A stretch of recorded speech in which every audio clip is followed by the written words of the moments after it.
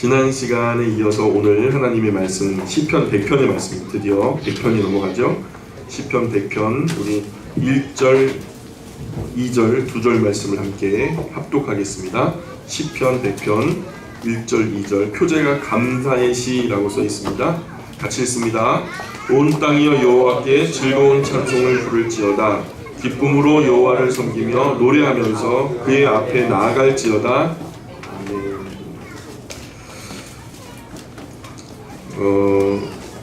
온 땅이여 여호와께 즐거운 찬송을 부를지어다. 온 세상 사람이 사는 모든 땅에서 하나님 이름에 합당한 영광이 돌려져야 된다. 다윗에게는 이런 소망이 있었어요. 자기만이 아니라 또 자기 가족만이 아니라 자기 가문만이 아니라 또 자기 나라만이 아니라 지구에 거하는 모든 나라 모든 백성 한 사람도 빠짐없이 호흡이 있는 자마다 다 여호와를 찬송하게 되기를 간절히 바랬던 사람이 바로 다윗입니다. 선교적인 마인드가 있는 거죠. 모든 사람들 그런 예배와 찬양을 또 즐거워해야 마땅한 거죠. 그곳이 인간의 마땅한 자리라고 다윗은 여겼던 거죠. 바른 신앙의 기초이죠.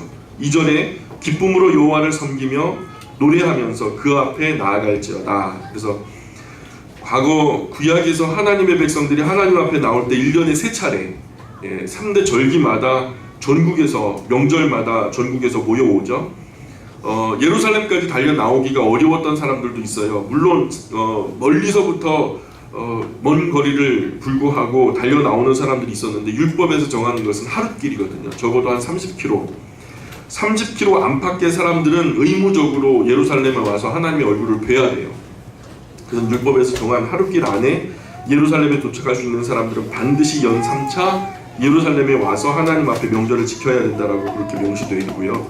그렇게 예루살렘에 당도하게 되면 서쪽에 살던 사람들은 서쪽 문으로 들어오겠죠. 동쪽에 살던 사람들은 동쪽에서, 남쪽에 살던 사람은 남쪽에서, 그죠? 그렇게 서쪽 사람들은 자파 게이트라고 그래갖고 자파 게이트는 욕바라고 하는 항구가 다 있는 거예요. 화물이 주로 많이 왔다 갔다 하면서 그 문을 통해서 드나들어요.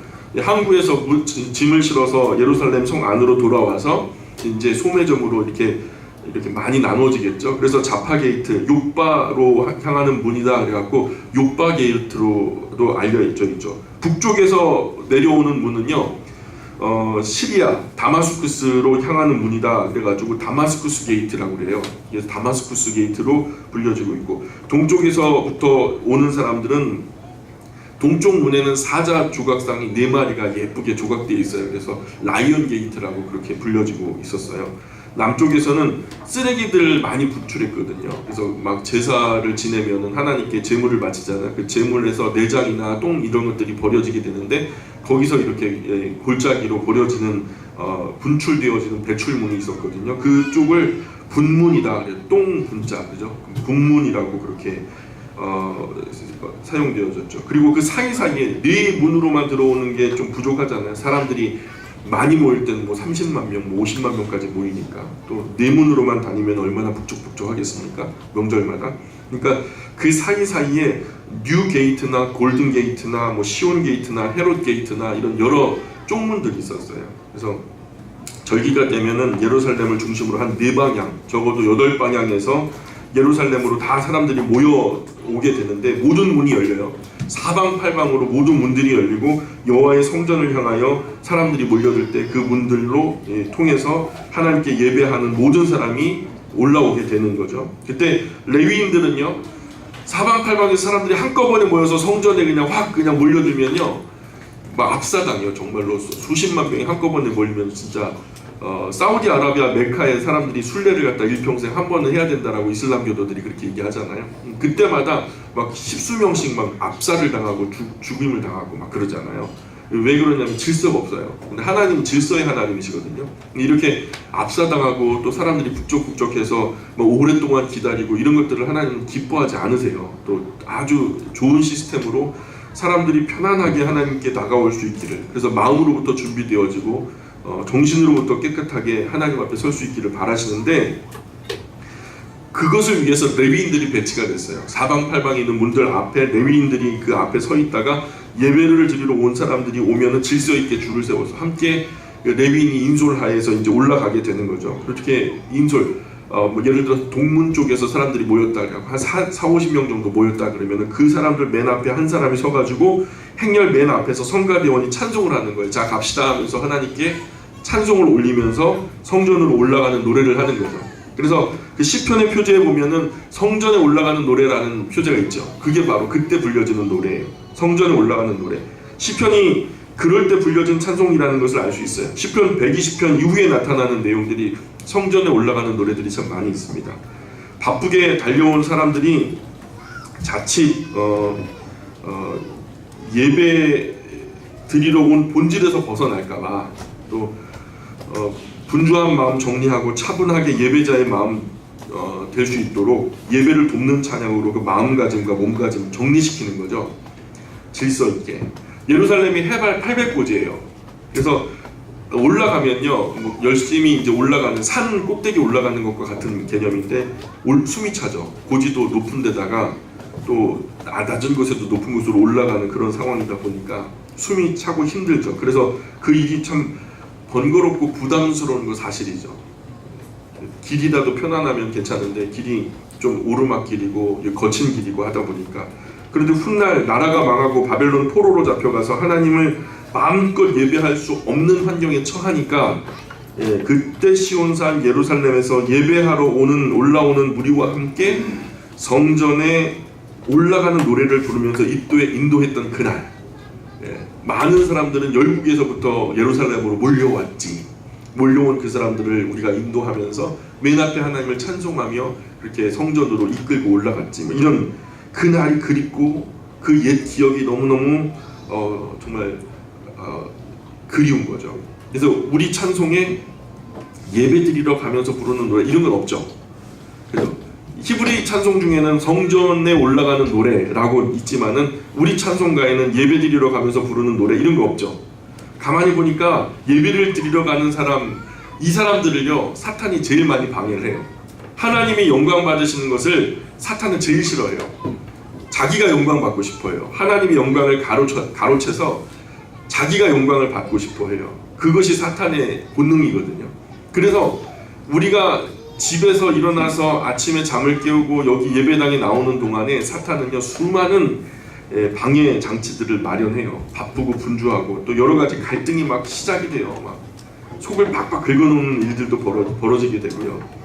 사탄은 하나님께서 영광 받으시는 것을 정말 싫어하거든요. 그래서 가진 갈등과 원망으로 예민한 시간이 예배드리러 가기 직전의 시간들이에요. 그런 원망과 힘든 마음 올라올 때 저는 예배드리러 가는 노래 예배드리러 가면서 부르는 노래가 있었으면 좋겠다는 생각이 들어요. 여러분 사탄이 방해할 거잖아요. 분명히 우리는 알거든요. 근데 그때 우리가 그 통일 찬송가에서는 그게 나타나지 않지만 새 찬송가에서도 그게 나타나지 않지만은 우리 개인적으로라도 예배 드리러 가면서 부르는 노래 이런 것을 좀 하나 제정하면 어떨까? 그러면은요 사탄의 방해가 물러가겠죠. 물러가고 마음의 예배자의 마음으로 잘 준비되어서 예배당에 들어가는 순간부터 은혜로 감격하고 예배 자리에 앉는 순간부터 우리의 마음에 큰 위로가 막 샘솟고 또 많이 힘들고 어려웠던 분들이 하나님의 위로의 눈물로 정말 닦아주시고 은혜받기 좋은 그릇이 되지 않겠어요? 예배 자리에 앉는 순간부터 그렇게 은혜 받는 시간들이 우리의 시간이 되기 위해서는 준비되어지는 시간들이 필요하다는 거죠. 공식적으로 우리 총회 그런 찬송가 만들 필요성을 우리가 아직 모르고 있는데 우리 스스로가 예배 드리러 가면서 부르는 노래 하나 만들어서 주일 아침에 눈 뜨는 순간부터 화장실 들어가면서부터 씻으러 들어가면서부터 그 노래 계속 반복하면서 부르면은 참 은혜가 되겠다는 생각을 합니다. 저는 사실 그렇게 하거든요. 근데 제가 예배 드리러 가면서 부르는 노래가 여러분 수요일날 특강할 때 그 잠깐 제가 여러 번 반복해서 불렀었던 찬양이 주님 내 아버지 사랑하며 감사하리 온 맘 다해 주 섬기리 나를 받으소서 하면서 제가 대학교 입학했을 때 93년도부터 저녁 10시 기도 타임을 한 번도 놓치지 않고 하나님께 드리겠다고 친구랑 같이 약속을 하고 그게 7년 가까이 계속해서 10시에 하나님께 나아갔어요. 그 시간마다 제일 처음 드리는 찬양이 이거였어요. 이 찬양을 드리면서 하나님 오늘 하루도 다 진행됐네요. 그리고 오늘 마무리하면서 하나님 또 뵈러 왔습니다. 그래서 친구랑 같이 그 작은 예배당 겨울이나 여름이나 할 것 없이 계속 찾아뵐 때마다 이 찬양 불렀는데 처음 마음으로 돌아가는 마음이 예배 드리러 올 때에도 그 마음 갖게 되고, 여러분 이런 찬양들이 간혹 있거든요. 이런 가사들은 머릿속에 암기를 하셔서 내가 눈 감고도 부를 수 있도록, 예를 들어 나의 마음을 전문가도 같이, 또는 두 손 들고 찬양합니다, 이런 개인적인 예배 드리러 나갈 때 드리는 찬양 한 두세 곡을 준비해 놓으시면 참 좋겠다는 생각이 듭니다. 그래서 이렇게 부르면서 예배당에 도착하고 기도하고, 우리 하간사님이 이제 찬양 막 맞추어가지고 다 함께 찬양하고, 그렇게 예배에 들어가면 하나님도 그렇게 준비된 예배를 기뻐하실 거라고 저는 확신합니다. 노래하면서 그 앞에 나아갈지어다. 노래하면서 그 앞에 나아갈지어다. 3절 같이 읽어볼까요? 시작. 여호와가 우리 하나님이신 줄 너희는 알지어다. 그는 우리를 지으신 이요 우리는 그의 것이니 그의 백성이요 그의 기르시는 양이로다. 자, 이것이 우리 신앙의 기초죠. 첫 번째는 뭐예요? 여호와는 우리의 하나님이시다. 이게 중요한 명제죠. 여호와는 뭐 온 우주의 하나님이 나랑 상관없는 하나님이 되면 의미가 없죠. 여호와 하나님은 우리의 하나님이시죠. 석가모니도 아니고 공자도 아니고 조상님도 아니고 알라도 아닙니다. 성모 마리아도 아니고 오직 여호와가 우리 하나님이시다. 그것을 고백하면서 하나님께 예배하러 올라오면서 또 그분을 노래하고 그분께 예물을 드리는 그렇게 나오는 예배가 복된 예배죠. 아름다운 하나님의 백성이라고 일컬어진 바 부끄럽지 않은 이름이 될 겁니다. 두 번째 주제가 뭐냐면 3절에 보니까 우리 여호와가 우리 하나님이신 줄 너희는 알지어다. 그리고 그는 우리를 지으신 이요. 그죠? 우리를 지으신 하나님이시죠. 우리를 지으신 하나님. 전능하사 천지를 만드신 하나님 아버지를 내가 믿습니다. 이것도 우리 신앙의 기초죠. 예.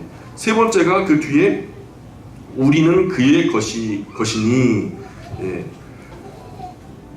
그의 백성이요 그의 기르시는 양이로다. 그래서 우리의 모든 것은 다 하나님의 것이로다. 우리의 소유권을요 하나님께 위탁하는 거죠. 우리의 소유는 우리 것이 아니고 나도 우리 모두 온 세상 만물 우주 전체 다 하나님의 것이죠. 내 생명조차도 하나님의 것입니다. 우리가 수십 번 보았듯이 출애굽기 19장 5절 6절에서 하나님이 처음 선포하는 말씀이 이 이스라엘 백성들에게 하나님께서 사명을 주시기 전에 먼저 선포하신 내용이 온 세계가 다 내게 속했다라는 말이에요. 온 세계가 다 내게 속하였나니. 그래서 바울도 너희 몸을 하나님이 기뻐하시는 산 제사로 드리라. 또 너희는 너희 것이 아니라 값으로 산 것이 되었으니 우리는 다 그의 것이로다. 다 누구의 것이다? 하나님의 것이다. 자, 그죠? 내 사랑하는 자녀도, 이 토끼 같은 자녀도 다 하나님의 것이다. 내 예쁜 옷도 하나님의 것이다. 내 고급 승용차도 다 하나님의 것이다. 그럼 좀 억울한 느낌이 드세요? 신앙이 부족한 탓이에요. 네 번째가 뭐냐면 우리는 그의 백성, 그의 기르시는 양이로다. 자, 그분의 백성이라 함은 우리를 다스리시는 왕의 하나님이시라는 거죠. 그리고 양이라 하면 우리를 기르시는 목자가 하나님이시라는 거예요. 우리의 왕, 우리의 목자가 바로 하나님이십니다. 우리도 대단한 걸 이루기 전에 먼저 기초가 되어야 돼요. 기초가 돼야 뭔가 견고하게 올려질 수 있는 거거든요. 우리의 신앙도 견고해지기 위해서는 기초가 튼튼해야 됩니다. 여호와께서 우리의 하나님이신 것, 우리를 지으신 분이 하나님이신 것, 우리의 모든 것은 다 하나님이신 것을 인정하고 우리는 그분의 백성, 그분의 기르시는 양인 것을 확실하게 고백해야 돼요. 그냥 말로만 고백하는 것이 아니라 우리 삶 속에서 하나님이 우리의 하나님 되심을 확실하게 고백해야 돼요. 그로부터 바른 신앙이 시작되는 거예요. 그러면 그 다음부터의 신앙은 아주 쉬워집니다. 이것이 이 네 가지의 명제가 내가 중심으로 내 지와 정과 의지를 통해서 확실하게 신념으로 나의 의지로 고백되어지면요, 그 다음부터 신앙생활하는 것은 굉장히 쉬워져요. 그렇게 이루어지는 것이 예배입니다. 예배. 4절 5절 같이 읽어보겠습니다. 감사함으로 그의 문에 들어가며 찬송함으로 그의 궁정에 들어가서 그에게 감사하며 그의 이름을 송축할지어다. 여호와는 선하시니 그의 인자하심이 영원하고 그의 성실하심이 대대에 이르리로다. 여호와는 선하시니, 한 번은 관원이면서 젊은 청년 예수님 찾아와가지고 선한 선생님이여 이렇게 부르니까 예수님이 선한 분은 오직 하나님 한 분이신데 네가 어찌하여 나를 선하다 하느냐 이렇게 질문하거든요. 반문을 하니까 이 청년의 질문보다 훨씬 더 높은 대답이죠. 왜냐하면 청년이 선하다라고 말하는 것은 비교적 선하다라는 말이고, 예수님의 대답은 선한 분은 오직 한 분 곧 여호와 하나님이시다라고 말할 때 여기서 주님께서 하나님을 선하다라고 말하는 그 선함은요, 절대적인 선함이에요. 그러니까 우리는 비교적으로 저 사람에 비해서 내가 선할지도 몰라요. 그러나 절대 선한 것은 아니거든요. 우리가 비교적 하얗게 보이지만 완전히 우리 전 세계적으로 통용되어지는 아주 표준이 되어지는 하얀색을 갖다 벽에다 딱 붙여놓고 그 옆에 서 있으면 우리는 그렇게 표준되는 그 하양에 비해서 별로 하양은 아닌 거예요. 그런 것처럼 하나님은요 절대 선이신데 그 절대 선하신 하나님 앞에 우리가 서면요, 우리는 아무리 우리가 의를 자랑한다 할지라도 우리는 선하다고 말 못하죠. 여기서 말할 때 젊은 그 청년 관원이 말하는 것은 예수님을 비교적 선한 존재로 표현했는지 모르겠어요. 근데 예수님은요 이 선의 개념을 절대적인 선으로 가지고 와서 하나님만 절대 선하신 분인데 네가 어떻게 나를 선하다고 말하냐, 너가 말하는 절대선이 나를 향해서도 절대 선하다고 말하면요, 그럼 청년이 무엇을 고백하는 거죠? 예수님이 하나님이신 것을 고백하는 거죠. 그래서 네가 나를, 그죠? 청년 너는 어떤 의미로 나를 선하다고 하느냐라고 물으실 때 예수님은 비교선으로 보는지 예수님을 절대선으로 보는지, 그래서 절대선한 분 오직 하나님 한 분밖에 안 계신데 만약 절대선의 의미로 예수님께 청년관원이 선하십니다 라고 말하는 것이면, 예수님이 하나님이시기 때문에 절대선하다고 하는 것이면 하나님을 향한 놀라운 신앙 고백이 되기 때문에 복된 거거든요. 예수님께서 우매한 질문으로 청년관원이 예수님 선하십니다, 선한 선생이요 이렇게 얘기했을 때 예수님 굉장히 지혜로운 대답으로 답변을 해주신 거죠. 온 우주 가운데 절대 선하신 분은 오직 우리 여호와 하나님 한 분밖에 없으신 줄 믿습니다. 사람은 절대 그 수준에 이룰 수가 없어요. 아무리 선하고 착하게 산다 해도 절대로 그 수준에 이룰 수가 없어요. 예수님 당시 최고로 잘 믿는다는 바리새인들을 보고 예수님께서 말씀하시기를 너희가 악한데 어떻게 선한 말을 할 수 있는가 라고 말씀하셨거든요. 그러니까 우리가 쉽게 선하다, 착하다 이런 것을 자부하면 안 돼요. 나는 비교적 선해, 이 시대에 비해서 우리는 좀 선해, 비교적 선해, 비교적 착해. 여러분, 이것이 교만의 자원이 되는 거예요. 이것이 교만의 연료가 되는 거예요. 그런데 성경은 말하기를 교만은 패망의 선봉이요 넘어짐의 앞잡이가 된다고 성경은 가르치거든요. 우리는 별로 선하지도 않고 착하지도 않아. 인정하셔야 돼요. 세상 저 바깥에, 예배당 문 바깥에 있는 사람과 예배당 안에 있는 우리가요 별로 큰 차이가 없어요. 우리는 꽤 선한 줄로, 꽤 착한 줄로 착각하는데 절대로 그렇지가 않아요. 우리 모두는 아무도 선하지 않습니다. 아무도 착하지 않아요. 오직 선한 분은 한 분 하나님밖에 없는 줄 믿습니다. 그래서 그 뒤에 보니까 그의 인자하심이 영원하고 그의 성실하심이 대대에 이르리로다. 그래서 하나님을 성실하시다 라고 표현하는데 성실하다, 신실하다 이 같은 단어예요. 한글로는 신실, 성실, 충성, 미쁘심 다 다르게 사용되지만 히브리 단어로는 한 단어로만 되어 있거든요. 그러니까 하나님은 전능하심에도 성실하셔요. 여러분, 시는 짧을수록 좋죠. 모든 것을 함축하는 짧은 내용으로 기록되는 시는요 짧을수록 좋아요. 내용이 길면 산문이 되죠. 수필이 되고, 시는 짧은 말로 많은 의미를 담아내는 거죠. 군더더기 없이 핵심된 알맹이를 확실히 전달하는 거죠. 시편 100편, 짧지만 우리 신앙의 기초가 아주 잘 표현된 시편입니다. 이 시인들의 시를 한 번에 다 이해하기는 어려워요. 그러나 하나님을 향한 시인들의 시가 하나님이 어떤 부분을 노래하는지 정리해보면, 하나님의 거룩한 이름이나 언약, 그분의 거룩한 언약, 하나님의 진리라든가 긍휼과 사랑, 또 은혜와 자비, 거룩과 공의, 성실과 진실, 성실과 신실, 창조와 통치, 구원과 권능, 영광과 이적, 기사, 이런 것들을 끝없이 시인들의 시의 주제가 되면서 하나님께 송축되어지고 있어요.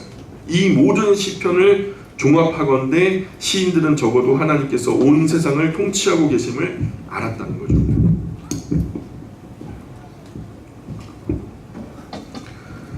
이 시편이 우리 마음에 들려질 때 우리 귀를 통해서 우리 마음까지 파고들어서 화인 맞아 죽은 자 같은 나를 죽음의 깊은 잠에서 깨어나게 하셔서 하나님의 음성을 듣게 하시는 거죠.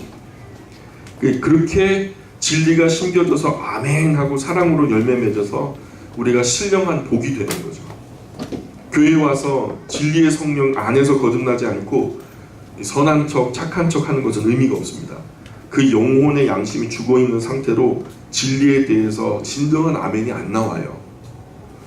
그래서 이 예배의 자리에 있지만 찬송도 거짓되고 설교도 이해가 안 되고 전혀 감각이 없는 거예요. 도대체 교회에서 예배 시간에 뭘 하는지 모르는 거죠. 그러나 내 자아가 진리 안에서 깨어지고 부서지면은 감동이 되죠. 눈물부터 흐르죠. 나는 모르겠어요. 왜 그러는지 모르지만 내 영혼은 아니까 알 수 없는 눈물이 흐르는 거죠. 저 영혼 깊은 곳에서부터 흘러 넘치더라는 거죠. 그 다음부터는 설교가 조금씩 들려요. 알아들을 정도가 아니라 이제 어느 정도 이제 연륜이 쌓이면요, 영적인 감각이 살아나서 그 부분에서 감각이 더 충만하게 되어지면 듣는 것에 200% 300%가 감동이 되죠. 그리고 그것을 알고 행동하려고 하죠. 그렇게 깨달아진 진리가 한 주간 내내 가지에 가지를 뻗어서 우리 속에 있는 양심이 하나님의 음성을 들을 수 있도록 역사되는 거죠. 일상에서도 하나님의 음성을 듣게 돼요. 전파되었고 내가 읽었던 성경의 말씀들이 나의 양심을 계속해서 콕콕 찌르기 때문에 그때부터는 하나님과 대화하기 시작하죠. 그때로부터 하나님의 진리가 내 영혼을 통치하기 시작하는 거죠. 그것이 느껴지면서 우리 영혼 비로소 진심 어린 아멘이 터져 나오고 그 아멘이 우리 삶을 통째로 바꿔놓게 되는 거예요. 이것이 바로 하나님의 통치하심이죠. 이 자리 모두가 깨어있는 영혼이 되셔서 주의 음성에 반응할 수 있게 되기를 축원합니다. 비로소 그 내 안에 진리가 심겨져서 하나님의 통치가 우리 안에 이루어지는 안전함과 평강을 누릴 수 있기를 주님의 이름으로 축원합니다. 시편 101편으로 건너까요? 시편 101편 1절 2절 다윗의 시라고 표제가 되어 있죠. 같이 읽습니다. 시작. 내가 인자와 소리로 노래하리라. 너와 내가 주께 찬양하리라. 내가 완전한 길을 충고하오니 주께서 어느 때나 내게 임하시겠나이까. 내가 완전한 마음으로 내 집 안에서 행하리라. 예, 20살 일반적으로 약관이다, 갓을 쓰는 나이다, 약관이라고 하는데 약관을 넘어서 30살에는 뜻을 세운다. 그래갖고 일입이라고 이렇게 얘기합니다.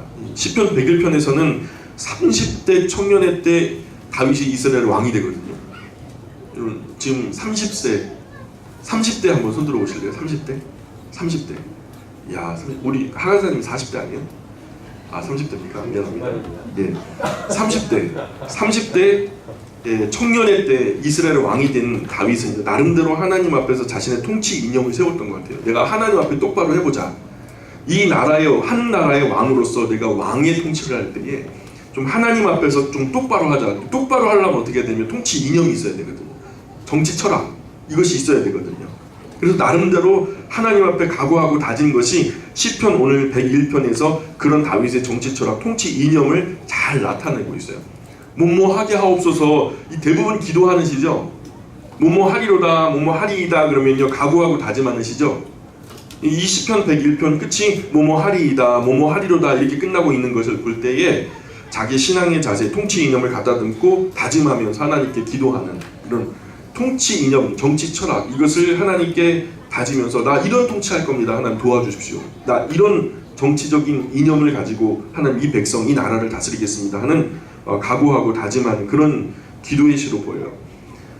이제 돌아오는 13일 선거 있죠. 사전투표 벌써 하신 분도 계신 걸로 알아요. 20%가 넘었다더라고요. 예.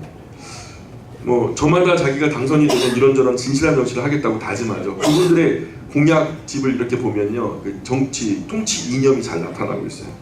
자, 시편 101편 1절에 보니까 내가 인자와 정의를 노래하겠나이다. 여호와여 내가 주께 찬양하리이다. 자, 다윗의 통치 이념 기초는요, 하나님의 인자하심을 따라 나도 인자한 정치를 하겠다는 거예요. 인자하다라는 것이 굉장히 어려운 말로 쓰이지만요, 이게 사랑이에요. 사랑. 한마디로 하나님의 사랑 따라서 나도 사랑으로 통치하겠다는 거예요. 하나님의 정의로우심 따라서 나도 정의로운 정치를 하겠다는 의지가 나타나는 거죠. 1절이 바로 그런 내용이죠. 2절에 보니까 내가 완전한 길을 주목하오리니 주께서 어느 때나 내게 임하시겠나이까. 내가 완전한 마음으로 내 집 안에서 행하리이다. 다윗의 생각은 자기가 만일 하나님께서 기뻐하시는 완전한 길로 행하면, 온전한 길로 행하면 하나님은 분명히 자신과 함께 해주실 거라는 확신을 갖는 거예요. 내가 하나님 흉내내는 거예요. 하나님처럼 그 사랑으로 사람을 통치하려고 하고, 하나님의 정의로우심 따라서 나도 정의롭게 통치하려고 하면 하나님이 나 안 도와주시겠나, 이런 생각을 갖는 거죠. 그래서 내 집안이라는 것은요, 다윗의 가정만을 말하는 게 아니고요, 자기의 정권 전체, 자기의 통치가 이루어지는 이스라엘 모든 영역을 의미하는 것 같아요. 자, 3절입니다. 같이 읽을게요. 시작. 내 눈앞에 두지 아니할 것이요 그 자들의 행위를 내가 미워하오니 나는 그 어느 것도 붙들지 아니하리이다. 예, 정신 바짝 차리시고 함께 말씀 나눕시다. 예, 비천한 것을 내 앞에 눈앞에 두지 않겠다. 이 악한 것을 의미하는 비천한 것이, 우리 말에는 뭐 어떤 것이 비천한 것인지 잘 드러나지 않지만은 이게 히브리 말로 이렇게 가만히 보다 보면 악한 것을 의미하는 것이 확실하게 나타나요. 그래서 그런 악한 것에 내가 눈을 돌리지 않겠다. 또 하나님을 따르지 않는 사람들과 어울리지도 않을 것입니다 라고 단호하게 다짐하는 거죠. 내가 통치할 때 악한 것에 눈을 돌리지 않고, 그리고 하나님을 막 경외하지 않는 사람들하고 어울리지도 않을 것입니다 이렇게 다짐하죠. 통치를 앞에 두고서 4절입니다. 시작. 사악한 마음이 내게서 떠날 것이니 악한 일을 내가 알지 아니하리로다. 차라리 정치를 안 했으면 안 했지 사악한 정치적인 편법이나 꼼수 같은 거 쓰지 않겠다는 거죠. 그 더러운 통치 생각지도 않을 것이고 알려고도 하지 않겠다. 뭐 세상 많은 나라들이 그런 정치적인 꼼수, 정치적인 어떤 편법 이런 걸 많이 사용하지만 나는 그렇게 하지 않겠다라고 다짐하고 있어요. 5절입니다. 시작.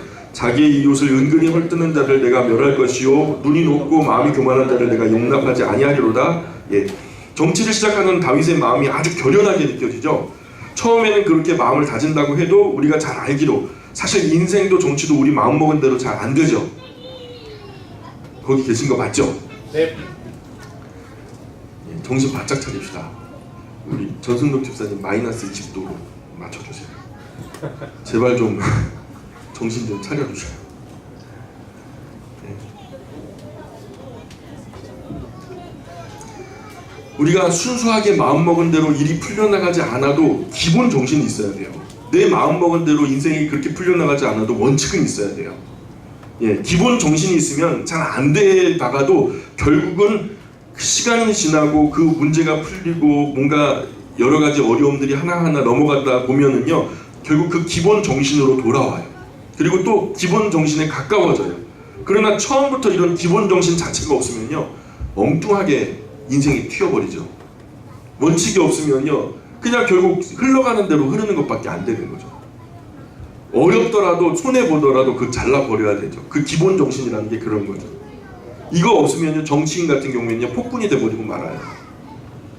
우리나라도 3대 국부 정치 박정희, 전두환, 노태우 대통령 보내면서 군인이 통치하는 것이 별로 예뻐 보이지는 않았다는 거죠, 국민들이.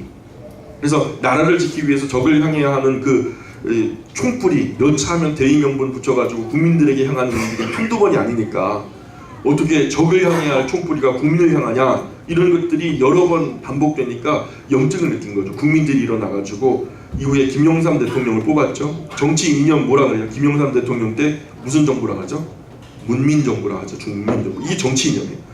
군사 정권에 지친다는 거죠. 국민들의 어떤 필요를 느꼈다라는 거죠.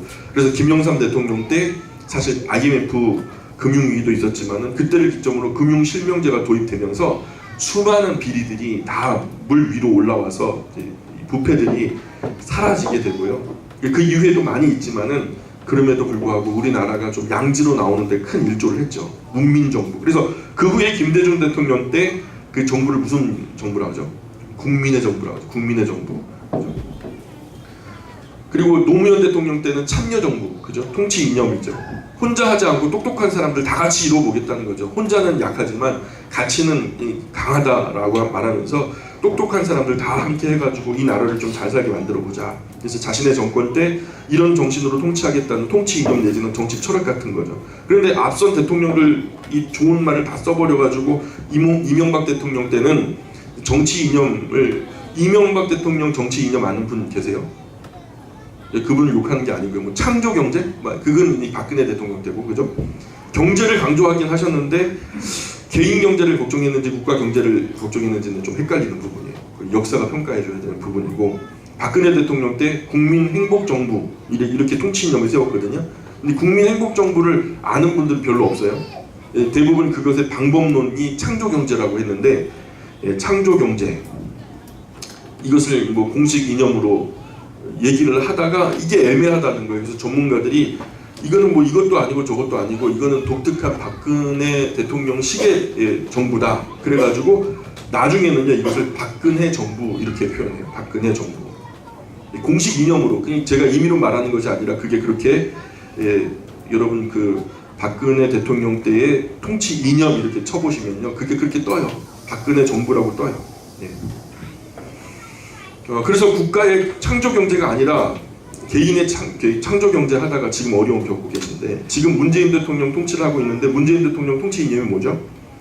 예, 국민의 나라 정의로운 대한민국, 이게 이제 뒤에 뜨죠. 예, 통치 이념으로 내걸면서 정권 초기에 적폐청산, 이 국민의 나라 정의로운 대한민국 위해서는 적폐청산이 이루어져야 된다. 그래서 적폐청산에 열을 올리다가 지금은 남북 통일 이슈가 돼가지고 정상회담, 북미 정상회담 이제 또 앞에 두고 있고요. 예. 이런 굵은 줄기를 잡아서 지난 정권을 보면 그 큰 흐름을 잡아 나가다 보면 지난 정권에 비교해서 현재 정권이 어느 방향으로 어떤 통치 이념으로 나아가고 있는지 잘 분별할 수가 있게 되는 거죠. 그래서 다윗은요 자기 통치 이념이 하나님의 인자하심처럼, 하나님의 정의로우심처럼 그런 인자와 정의의 정치에 실현하겠다는 신념을 밝히고 있어요. 그래서 다윗의 통치 이념은 뭐예요? 인자와 정의의 정치. 인자와 정의의 정치. 그래서 6절 같이 읽어볼까요? 6절 시작. 내 눈이 이 땅에 충성된 자를 살펴 나와 함께 살게 하느니 전단한 길에 행하는 자가 나를 따르리로다. 예, 내로남불이라고요. 내가 하면 로맨스고 남이 하면 불륜이고, 이 이기적인 잣대로 남을 헐뜯는 사람들, 자기만 잘났다고 교만한 사람들, 자기 실속이나 이익만 챙기는 사람들, 의도가 사악한 사람들, 이런 사람들은 다윗의 정부 안에서 살아남지 못할 거라는 거예요. 다윗의 말에 내가 통치의 주권자로서, 그때는 왕이 주권이 있잖아요, 그죠? 국민에게 주권이 있는 게 아니라 왕에게 주권이 있었기 때문에 내가 이런 사람 정부 안에, 내 정부 안에 살아남지 못한다.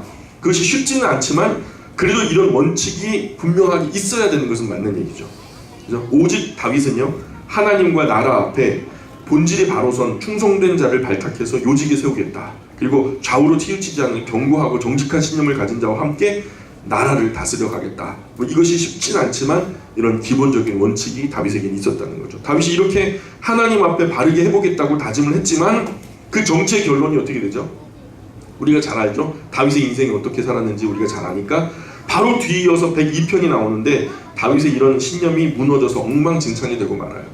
자기의 기본적인 통치 이념은 굉장히 선하고 아름다운 것이었는데 그것과 다르게, 자기 마음과는 다르게, 이렇게 시작한 다윗의 이 정말 좋은 통치 이념과는 다르게 다윗이 자기 아들에게 쫓겨다니면서 광야에서 당한새와 같이, 저 황폐한 부엉이와 같이, 지붕 위에 외로운 참새같이 쫓겨다니면서 비참한 자신의 신세를 노래하는 것이 이 시편 102편이거든요. 성경을 가만히 보면 정치가 쉽지 않아요. 천하의 다윗도, 심지어 하나님도 정치가 쉽지 않으셨어요. 그래서 하나님도 이스라엘 정치를 내려놓고 명예퇴직하셔서 물러나시잖아요. 이스라엘 백성들이 촛불 들고 나온 거예요. 그래가지고 하나님 좀 들어가세요. 그래서 하나님이요 사표 쓰셨어요. 그리고서 이제 왕을 뽑잖아요. 그죠? 왕정이 도입된 거 아니겠어요? 그 이후로 이 타락한 인간의 세상에 오염된 인간을 정치하기는 것은요 천하의 다윗도, 최고로 지혜롭다는 솔로몬도, 심지어는 하나님도 쉽지 않은 거죠. 강원도만한 나라 이스라엘 한 200만 정도밖에 안 되는 국민을요 1000년 동안 통치하셨는데 잘 안 돼요.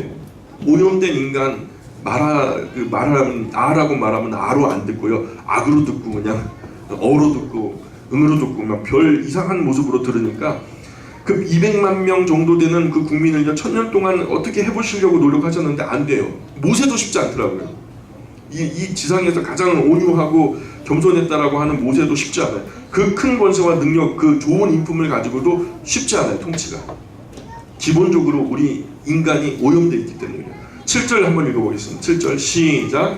거짓말하는 자는 내 주변에 거주하지 못하며 거짓말하는 자는 내 목전에 서지 못하리로다. 예, 아주 단호한 결의가 보이죠. 8절도 시작. 내가 이 땅의 모든 악인을 멸하니 악을 행하는 자는 여호와의 성에서 다 끊어지리로다. 왕이 이런 정치를 펴겠다는 각오만으로도 높이 평가하는 거예요. 정말 높이 평가할 만하죠. 예, 이런 방향으로 내가 통치를 하겠습니다라고 말하는 것은 대단한 용기죠. 김영삼 정부 때 칼국수 먹고 칼바람 부니까 공무원들 버들버들 떨었죠. 그런데 정작 공무원들보다 자기 아들이 제일 크게 해먹죠.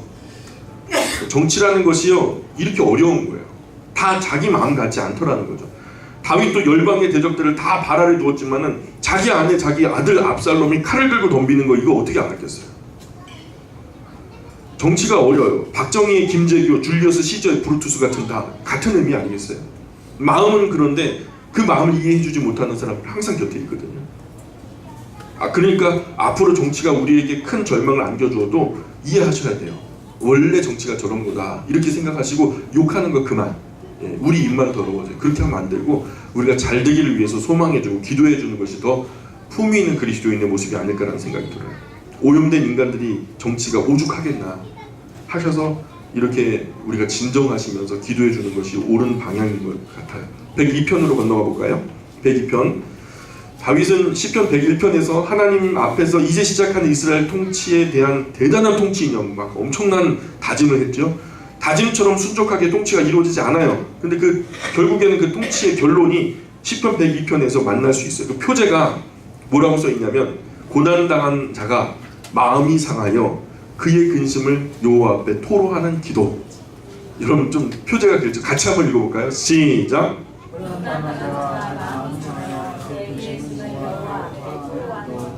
예, 1절부터 3절까지 읽어보겠습니다. 1절부터 3절 시작. 여호와여 내 기도를 들으시고 나의 부르짖음을 주께 상달하게 하소서. 나의 괴로운 날에 주의 얼굴을 내게서 숨기지 마소서. 주의 귀를 내게 기울이사 내가 부르짖는 날에 속히 내게 응답하소서. 내 날이 연기같이 소멸하며 내 뼈가 숯같이 탔음이니이다. 예, 연기가 막 피어오를 때 천하를 뒤덮을 기세로 올라오죠. 그냥 막 온 세상이 다 안개 속에 가려지는 것처럼 막 천하를 뒤덮을 것처럼 막 올라가지만요, 곧 하늘 위에 흙 뿌려져서 있는 둥 없는 둥, 언제 있었는가 싶을 정도로 그냥 없어지고 말아요. 온 몸을 움직이면서 죽을 똥살똥 몸부림치면서 했던 일들이 연기처럼 흩어져 버리고 말아요. 뭔가 과거에는 뭔가 10년 20년 들여갖고 뭔가 대단한 것을 한 것 같은데 결국 돌아와 보니까 정신 차리고 나니까 10년 20년 30년 40년 했던 그 일들이 뭐 안개처럼 다 사라져 버리고 지금 망가진 몸뚱이 하나 덩그러니 수검댕이처럼 초라하게 앉아 있는 거죠. 다윗이 지금 그런 자신을 보는 거예요. 뭔가 엄청난 이스라엘 통치를 위해서 제가 하나님과 함께 뭔가 합작해서 대단한 나라를 이루어보겠다고 뭐 엄청난 통치 이념 101편에서 그렇게 고백하면서 시작됐던 나라 잘 되기도 했죠. 근데 지금 와서 정점을 찍고서 내리막길에 들어서서 지금 이렇게 아들에게 쫓기는 신세가 되어보고 나니까 그 전날 했던 모든 것이 연기 같은 거예요. 그리고 지금 쫓겨다니는 광야 한가운데서 그것도 몸을 피해가지고 어딘가 숨어서 뭔가 먹어보겠다고. 여러분 4절 5절 읽어볼까요? 시편 102편 4절 5절 시작. 내가 음식 먹기도 잊었으므로 내 마음이 풀같이 시들고 말라버렸으며 나의 탄식 소리로 말미암아 나의 살이 뼈에 붙었나이다. 이때가 바로 다윗의 아들 암논이 공주 다말을 강간한 일로 인해서 동생 압살롬이 이제 그 형 암논을 죽여버리죠. 그 압살롬이 자기의 외가 그술로 도망가 죽을까봐. 그래서 아버지가 돌아봐주지 않으니까 어쨌든 뭐 거기 헤브론으로 올라와서 어떻게 아버지가 나를 언제나 불러주나 기다리는데 불러주질 않으니까요. 헤브론 올라가고 내가 그럼 그 아버지 자리를 차지하고 말지 뭐 하면서 아버지 다윗에게 칼을 들고 반역을 일으키죠. 그래서 다윗이 예루살렘에서 도망가 버려요. 그래서 그렇게 쫓겨나서 광야를 걸어가면서 요단강을 건널 즈음에 이 시를 쓴 거예요. 숨어서. 네. 인생의 정말 험악한 세월, 다윗에게 있어서는 어쩌면 가장 서글픈 시절. 이때는 젊은 나이도 아니에요. 노년에 들었을 때. 예. 힘도 쇠약해졌을 때. 근데 압살롬이 이렇게 아버지가 그냥 오랜만에 불러가지고 안아보니까 별거 아니거든요. 우리 아버지 뭐 태산처럼 대단한 분인 줄 알았는데 이게 뭐 노인네 하나네? 그래가지고 이제 무시할 만한 거죠. 압살롬이. 자기는 이 떠오르는 해고 아버지는 지는 해다 싶은 거죠. 그래서 다윗도 그렇게 자기를 생각했던 것 같아요. 6절에 보니까 읽어볼까요? 나는 광야의 올빼미 같고 황폐한 곳에 부엉이 같이 되었사오며. 그래서 이런 야생 새들은요, 먹이가 풍부한 숲에서 살죠. 그리고 물가 같은데 물고기들이 많으니까 강 곁에 사는데 잡아먹을 것도 없는 광야 황폐한 곳에서 살겠어요?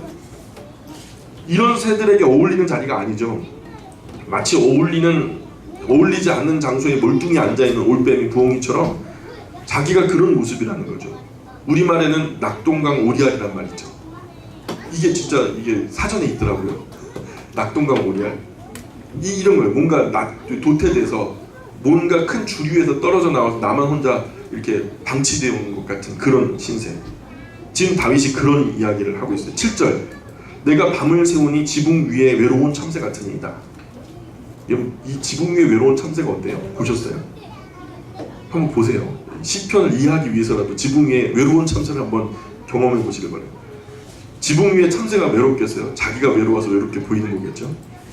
한 나라의 왕 천하의 다윗이요 지붕 참새처럼 비참한 신세가 된 거죠. 온 세상 권력 다 가졌다가 한순간 그 권력 다 내려놓으면요 그 상실감이 얼마나 크겠어요. 엄청나게 빨리 달리다가 한 1시간 정도 달리다가요 멈춰봐요. 그러면요 이상해요. 계속 달려가야만 될 것 같고. 근데요 이 다윗도 엄청난 나라 12지파 전체를 갖다 통치하는 그 통치를 갖다 여태까지 노년에 이르기까지 하다가 어느 일순간 의도치 않게 아들에 의해서 멈추고 나니까요 그 상실감이 얼마나 크겠어요. 계속 뭔가 통치를 해야 될 것 같은데 내 곁에는 아무도 없고. 8절입니다. 시작. 내 원수들이 종일 나를 비방하며 내게 대항하여 미칠 듯이 날뛰는 자들이 나를 가리켜 맹세하나이다. 여러분 뭐라고 맹세할까요? 여러분 이 히브리의 문화 속에서 원수를 갖다 제거할 때 기필코 죽이겠다라는 한 말 할 때 여러분 바울을 죽이겠다는 사람들이 또 그런 각오를 했죠. 어떤 맹세를 하면 내가 너 죽일 거야 이러잖아. 우리나라에서는 죽일 거야 그러는데 거기 나라는 내가 저놈을 죽이기 전에 먹지도 않고 마시지도 않으리라. 맹세를 한다는 거예요. 그게 이런 맹세예요.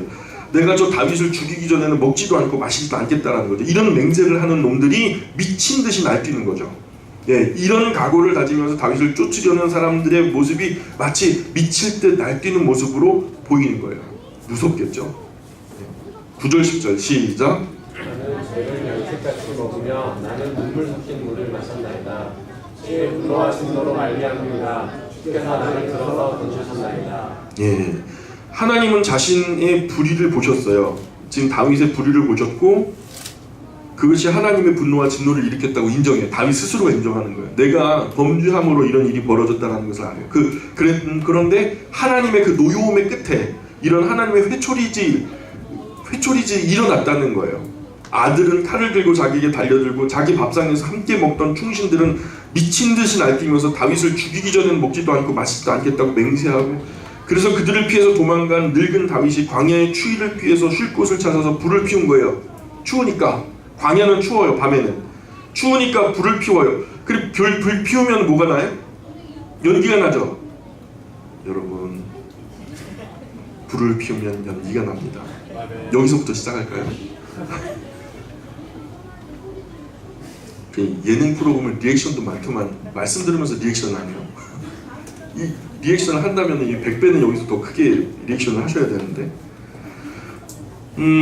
그래서 그렇게 외롭게 되어진 늙은 다윗이요 아들의 칼날을 피해서 광야로 도망와가지고, 그래도 늙은 몸이지만 그 몸이 춥고 떨리고 하니까 따뜻해 보겠다고 불을 피우는데, 이 불을 피웠는데 연기는 또 왜 이렇게 나? 연기가 나고 그 나무는 시커멓게 이제 숯이 되고, 그러니까 그게 자기 같은 거죠.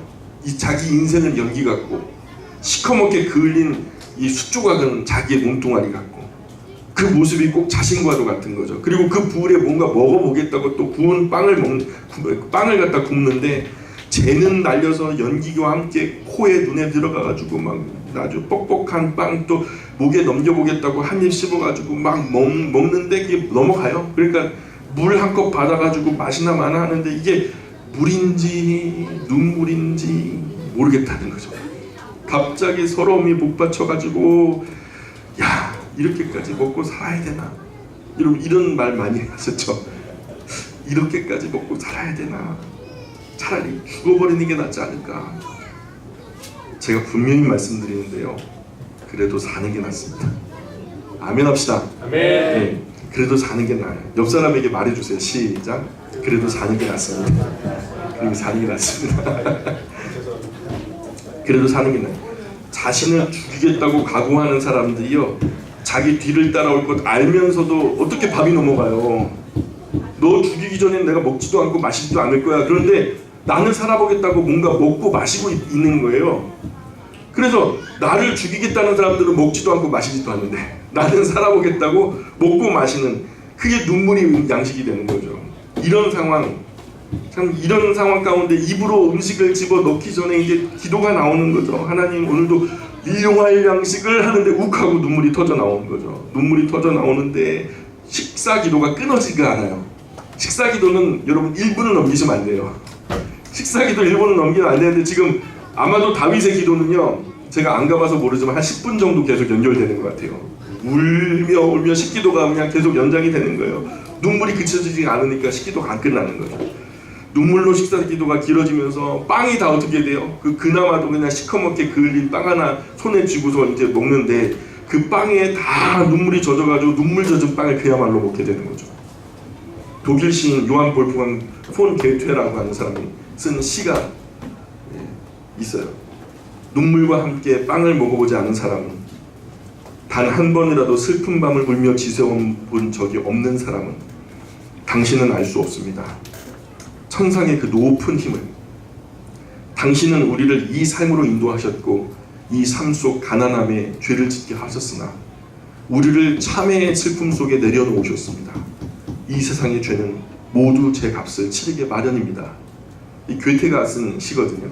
이 괴테의 작품 빌헬름 마이스터 편력의 시대라고 하는 그 편에서 하프를 연주하는 노인 하나가 읊은 시예요.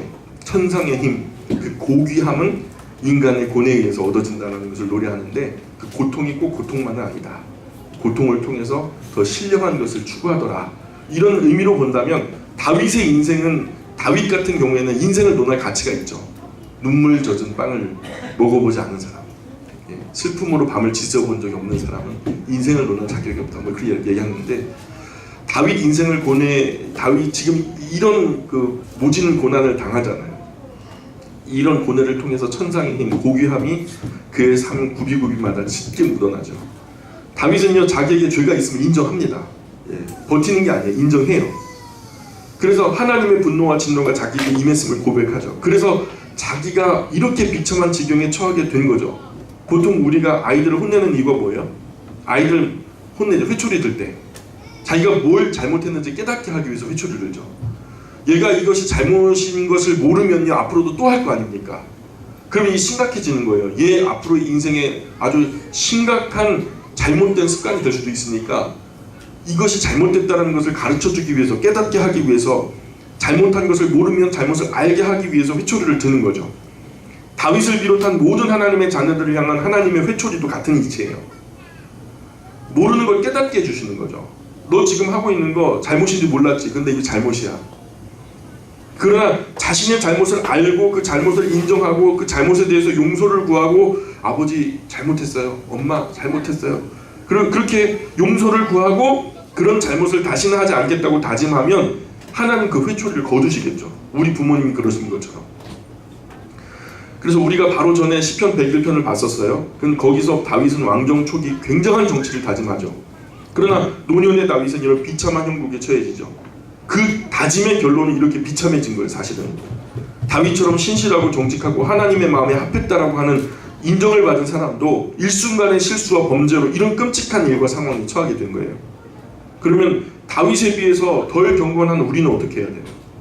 여러분, 우리가 다윗만큼 경건해요? 우리 이름이 하나님의 마음에 합했다라는 이름을 가질 만한 자격이 있을까요? 여러분, 다윗에 비해서 덜 경건한 우리는 훨씬 더 조심해야 돼요. 아무리 잘 나간다 해도 조심해야 돼요. 정직하다고 의롭다고 해도 깜빡하는 순간에 우리 인생이 어떻게 될지 몰라요.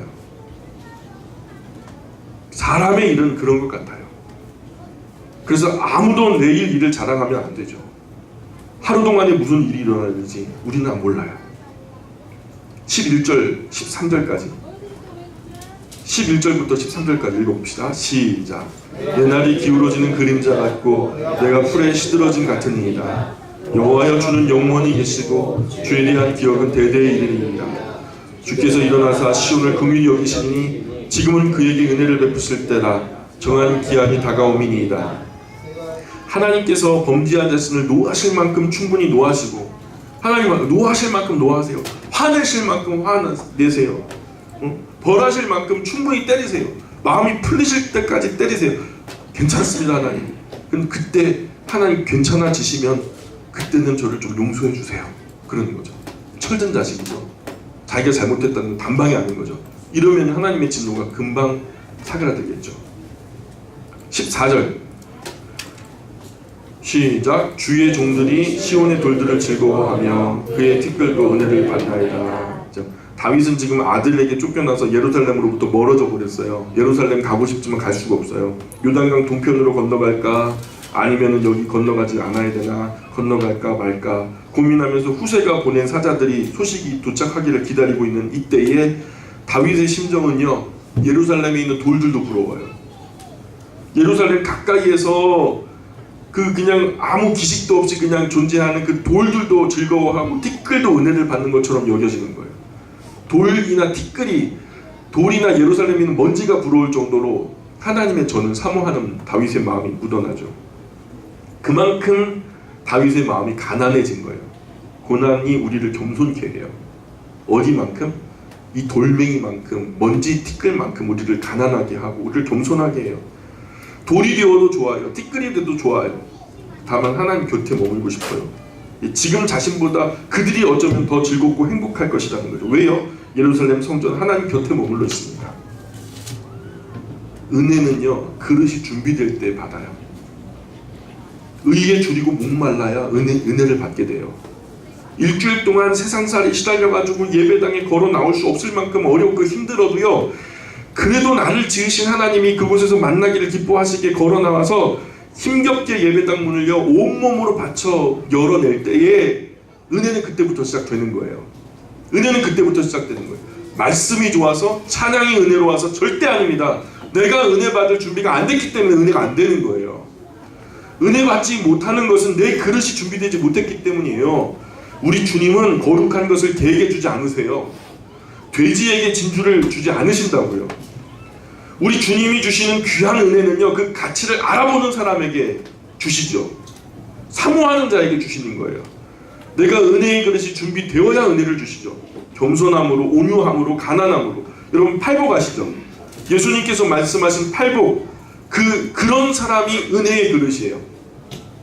팔복이 뭐라고 말하죠? 심령이 가난한 자는 복이 있나니, 애통한 자는 복이 있나니, 온유한 자는 복이 있나니, 의에 줄이고 목마른 자는 복이 있나니, 긍휼히 여기 마음이 청결하고 화평하게 하려고 의를 위하여 박해받는, 이 중에 하나만 해당돼도요 예배당 문을 여는 그 순간 눈물이 터져 나오는 거죠. 목사가 말씀을 잘 그냥 감동적으로 전해가지고 그게 은혜가 되는 게 아니더라고요. 막 앞에서 인도하는 찬양단들이 막 어떤 대단한 찬양단들이 제이어스가 와가지고 여기서 찬양을 해도요 은혜가 안 되는 사람은 끝까지 안 돼요. 중요한 건 뭐냐면 내가 은혜의 그릇으로서 준비가 되지 않은 거예요. 예배가 준비되지 않았기 때문에 이런 일이 벌어지는 거예요. 이에 하나만 해당돼도요, 이 팔복 중에 하나만 우리가 준비되어도, 그럴 때는요 숨만 쉬어도, 예배당에 와서 숨만 쉬어도 은혜가 돼요. 두 발로 서 있는 것만도 감동이 되고요, 내가 눈으로 볼 수 있는 것만도, 내 마음의 의지로 어딘가 갈 수 있고 어딘가 설 수만 있어도 감사한 거예요. 군대 있을 때 갇혀 있잖아요. 훈련병 이게 열심히 훈련 받을 때요, 세상에 기관병들이 막사 앞에서 자판기에서 커피 뽑아 먹는데 그게 그렇게 부럽더라고요. 정말 뭐 허락받지 않으면 아무것도 안 되는 거예요. 상상도 못하고 훈련병 때 누가 동전을 넣어가지고 커피를 뽑아 마셔요. 그 허락이 안 되는 거예요. 근데요 바깥에서는 아무렇지도 않게 했거든요. 100원짜리 몇 개 넣고서 커피 한 잔 뽑아 먹는 거 뭐가 뭐 어려워요? 근데 그게 그 안에서는 되게 부럽더라고요.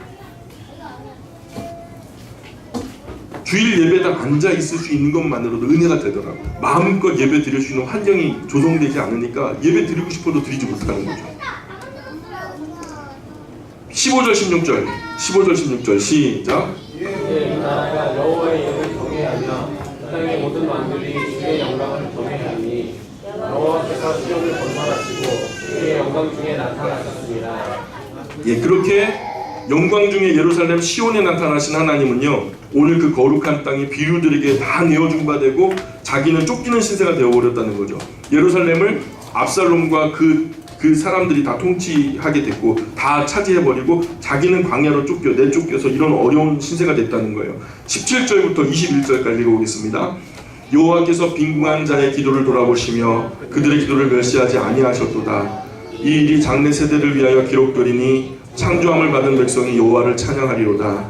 여호와께서 그의 높은 성소에서 굽어보시며 하늘에서 땅을 살펴보셨으니 이는 갇힌 자의 탄식을 들으시며 죽이기로 정한 자를 해방하사 여호와의 이름을 시온에서 그 영예를 예루살렘에서 선포하게 하려 하심이라. 그래도 자신의 인생이 후세의 본보기가 되어서 많은 다음 세대에게 옳은 곳으로 인도할 수 있는 좋은 교훈이 될 거라는 확신을 노래하죠. 일신의 상황으로 낙심하지 않아요. 22, 23절 보세요. 그때의 민족들과 나라들이 함께 모여 여호와를 섬기리로다. 그가 내 힘을 중도에 쇠약하게 하시며 내 날을 짧게 하셨도다. 비록 다윗 자신이 인생이 중간에 망한 것 같은 모습이 됐어요.